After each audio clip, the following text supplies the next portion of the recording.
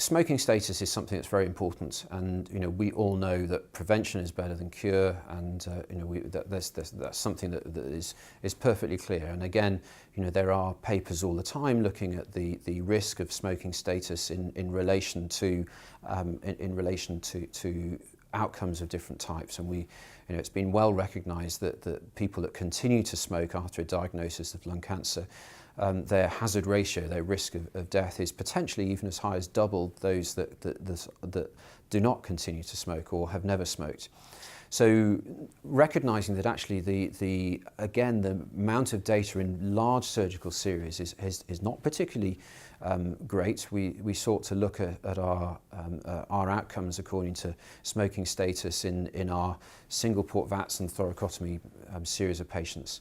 So we have at the moment a very well characterised cohort of nearly 1,200 patients that we've analysed, and we've over the years, the surgeons, we've sat down at the end of every operation and put in a data set, and so we now have good numbers and we're analysing those data to see what we can find.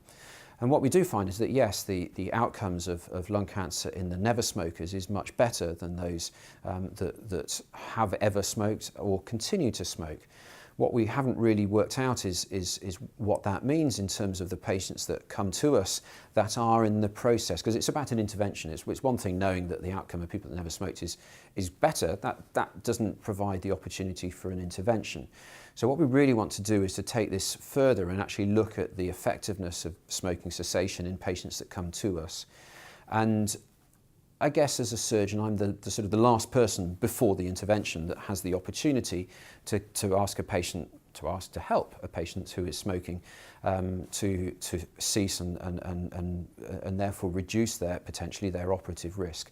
The operative risk of being a current smoker is well documented.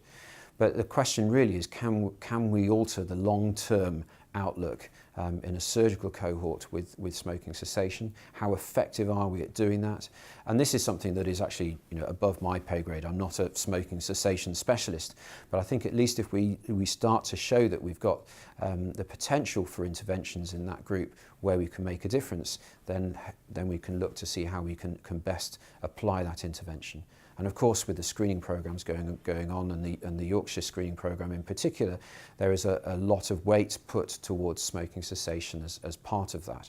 And so it will be interesting to see how we can use the data of effectiveness of smoking cessation in the surgical practice, and to try and improve the outcomes for our patients. So I think it's an interesting question, and what we'd like to know with our cohort, which we don't know, is how many patients that came to us then did stop smoking.